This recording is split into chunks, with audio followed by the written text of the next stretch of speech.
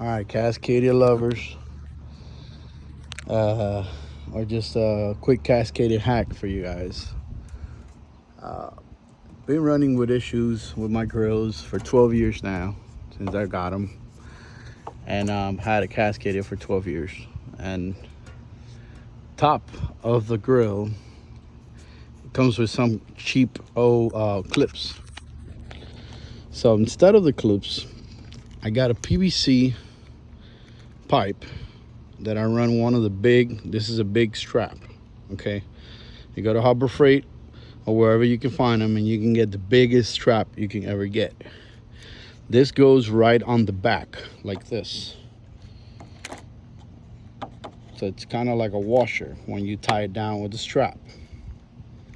Now you're wondering how it goes on the grill. The grill, it's got this little hose, and you stick this tube like this through the hole. Then you put it right through the tube on the other side, lock it down. You do all four. See? You do all four the same way.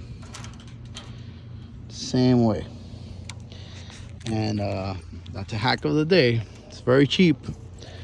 It doesn't cost a lot to do this.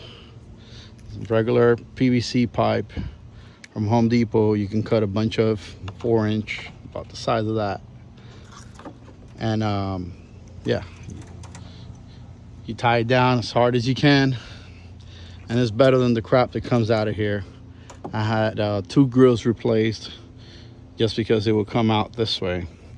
Now for this part, these are garbage. These, I also did a hack to them.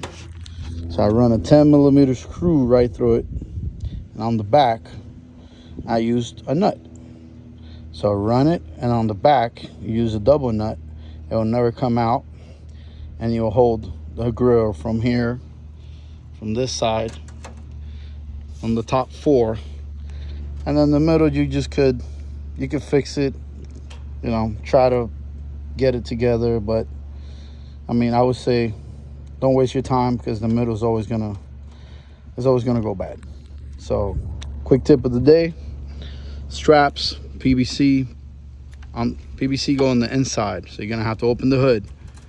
But once I set up these straps on already, all I gotta do is push them through these holes, both of the straps, like this.